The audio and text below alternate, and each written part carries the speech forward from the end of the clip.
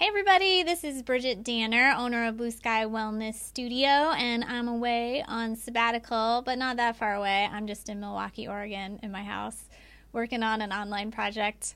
But I wanted to touch base because I was helping somebody out with carpal tunnel conversation, and I thought, let me make a little video and help you out with this conversation too. So carpal tunnel syndrome, really, I can't diagnose that as an acupuncturist, and neither can your massage therapist if you go in for a massage. I think it gets a little overused, can't really be diagnosed, by ourselves. But if you've got wrist pain, let's just call it wrist pain. So when we get wrist pain, it's often because something's going on with our hand or our arm or even our shoulder or neck. So the joints are just here to move us, right? They aren't really the problem.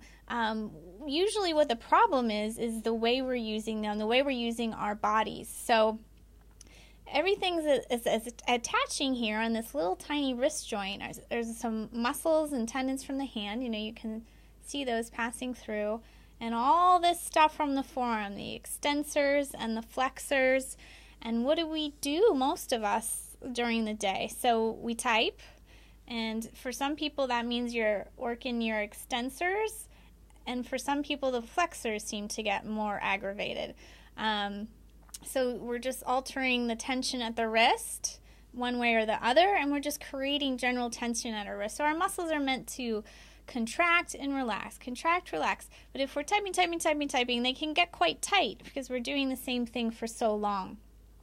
And then let's talk about the hand. So sometimes with mousing, we're moving the fingers repeatedly, or maybe we're on a little ball thing and we're going in like this.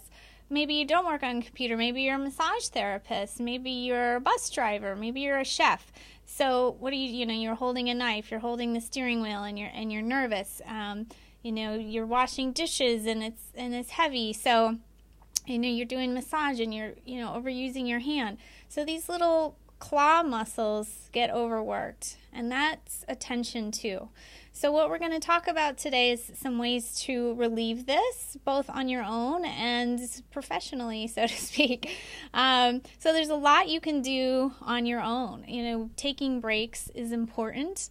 If you're typing or cutting vegetables or whatever, take a break. I think a lot of people will do this type of thing. I think that's good. So not just that, but you can also go the other way. That feels really nice. Hold it long enough so that you feel it. And then you can kind of pump these muscles in your arm. And you might find that it's not just your wrist that's sore. Some areas that I find to be sore quite a bit are the belly of this flexor muscle. It's this side of the extensors here. That'll often be really sore on people. Up above the elbow can be sore.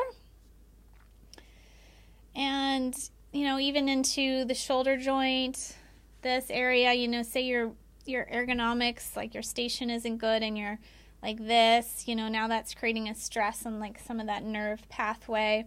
So the wrist stuff could be coming, I see it quite a bit coming just locally from the arm and the hand, but it also could be coming from up here. So using a heat pack up here, rolling your neck, doing yoga. I think yoga is great because look at all the crazy positions, we put our hand in. Don't overdo it if you're not fully flexible yet, but you can do a lot of stretching and adjusting in yoga that's really nice. Let's see, what else? So if you feel like you've got a lot of problems in that wrist and people are saying, oh, maybe you need surgery, you can come in for acupuncture for sure. You can come in for massage. You can come in for chiropractic. The wrist joint might be kind of clogged up as well as some other joints. Acupuncture is, great for getting some motion through that wrist. This is such a tiny area and there's so much going on in there, nerves and blood and bones and tendons. So, usually there's just too much pressure in there and then you maybe get some weakness or just pain through your hand. So yeah, you can do castor oil packs on the wrist. you got to do them consistently to get results. But we sell castor oil and we have instructions at the clinic. There's a supplement called Wobenzyme that's an enzyme supplement that you take between meals, and that can go in and eat away at any kind of scarring that's going on in there. Similar to the castor oil, that's what the castor oil does as well. Some other options, doing fish oils, high-quality fish oils will help reduce inflammation. Taking vitamin C with bioflavonoids will reduce inflammation. And supposedly taking B6, 100 milligrams twice a day, there's some evidence that it helps with carpal tunnel. And then let's see, what else? If you want to try heat on the forearm, or ice, if it's like really acutely painful, you can do ice. And yeah, mostly, taking breaks. One thing I'm a big fan of is switching your mouse hand. So if you're right-handed and you're using that mouse on the right, plus you are doing everything else with your right hand, switch it to the left. And yes, it will feel weird, but yes, you can do it. It's really like a very basic action. I'm actually left-handed, and the mouse has always been on my right, just because that's where people leave it. So I've always moused on my right, and I think it helps kind of balance out having a one-hand dominance. So move it over, commit to it. Don't, put it up on your other side and then do it for 5 minutes and then quit for the rest of the day. Like, keep it there. I think it's a huge help. Also, a stretch you can do is putting your arm all the way out like that and turning your head. It's going to feel pretty weird, but it activates some of these nerves through there and kind of resets that pathway. So I hope that helps a little bit about carpal tunnel, or we'll just call it wrist pain. And you can definitely come in to see us for any help you need along those lines.